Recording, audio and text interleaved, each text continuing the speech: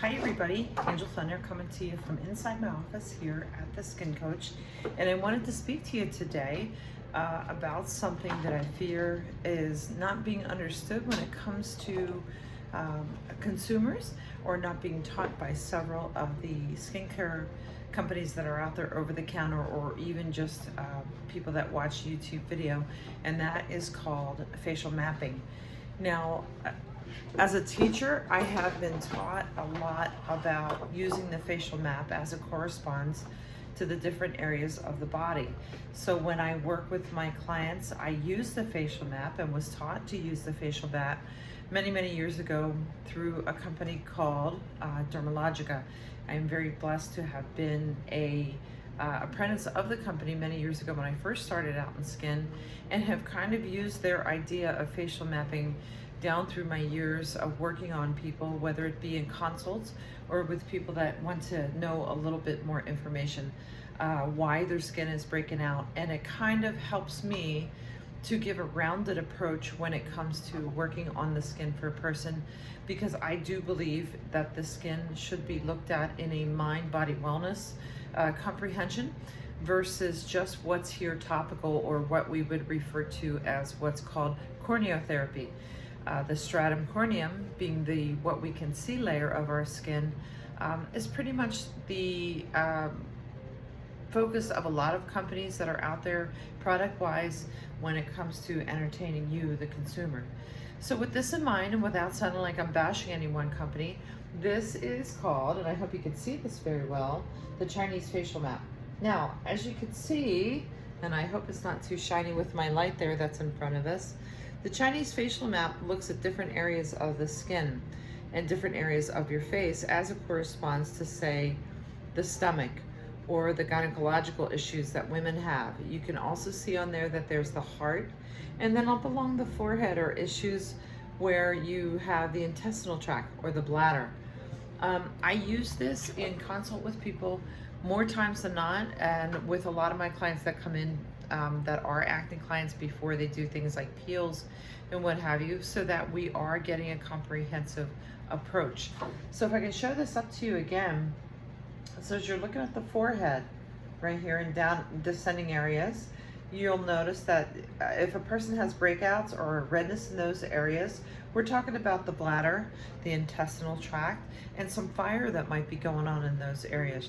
Usually when skin is irritated or pus infested from breakouts, that's usually the areas I ask my clients if they're having areas or issues with, because in those areas, this might be something where you're not digesting well, or something is metaphorically not sitting well with you in your stomach, or you're not stomaching something. The next area between the eyes here, okay, this red patch between the eyes is an indication that your liver's not functioning.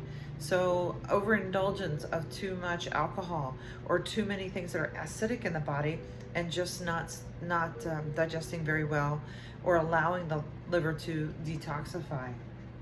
The next area under the eyes, underneath or top of the eye directly, is the kidney zone. So you can see that.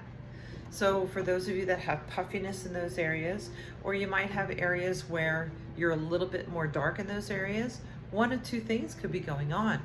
Your kidneys might not be functioning totally. Now, it is out of my scope to talk about the health of kidneys and what have you, and I leave that to your primary care physician.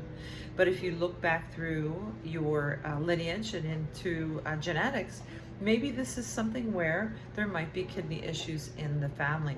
A lot of my female clients that have kidney issues in their family also have high stress. So there we are talking about things like the adrenal glands are functioning incorrectly or not functioning at all. And I suggest that my clients go and see their primary care about those issues. The next area, the nose here. As you can see, the nose tip itself responds to your lungs, and the bridge reflects the health of your stomach. So you can see here where the end of that ends up at the bridge. Now, this could also mean people that have been blowing their nose too much, okay? So, or people that have issues with allergies. Why isn't that something we need to be worried about? Well, How about how much contact they're having with their hands and tissues? Or for those of you that are going through issues on wearing your mask so high, this could be the reason why there's so much impaction or filament issues going on with the nose, and people are breaking out at the nose. Right now, I'm gonna blame it on mask knee. That seems to be a condition that I like to coin with a lot of my clients because we are wearing masks at this time period. The next area, the cheeks. The cheeks. This is, again, respiratory and circulatory issues. This is also eating a lot of dairy. This is also not digesting that dairy through the system, where normally cow's milk can be substituted with such a thing as oat milk, which has become my current favorite, and I notice a lot of clarity in this area. Let me put that back up there so you can see. On the cheeks, it's also a sign of processed food. Overly flushed cheeks could also mean poor circulation. So there's something that the primary care should be included in. For those of you ladies and gentlemen that have issues with rosacea at the cheek area, I want you to think too, what are you stripping your skin with?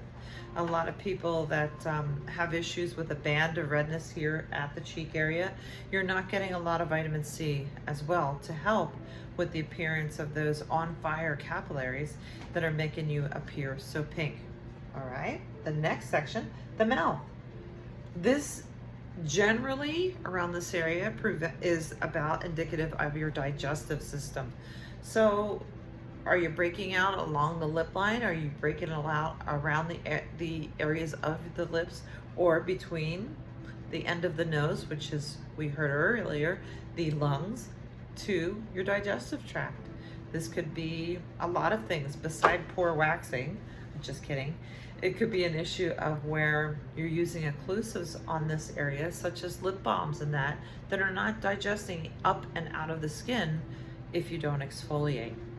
And last but not least, we have the chin and the jaw under the jaw line. Now these are indicative of those with hormonal inflections, and this goes for guys just as well as girls. A lot of you ladies that come and see me say, oh, this always breaks out during my time of the month. Well, there's your answer. Whenever you have a hormonal inflection, it totally is apparent from about here to here in breakouts, and they can be really painful, and hormonal acne comes into play. So this is something we would treat with topicals that are including benzoyl peroxide, but definitely not acne unless they develop green pustular appearance to them. In that case, I would highly suggest purchasing what's called a high frequency or a handheld high frequency that generates oxygen through electricity and can kill the bacteria in the skin and shrink those things down. If you have any questions about the Chinese facial map, I would be happy to send you a copy of one along with the general directions that I will print on the back that tells you what's going on in your skin. You're welcome to email me at SkinCoachAZ@gmail.com. I also have a copy of it on my Instagram. And I'm on Instagram handle, that being _skin_coach. Nice talking to you today. Hope your day is going great, and I'm looking forward to the holidays.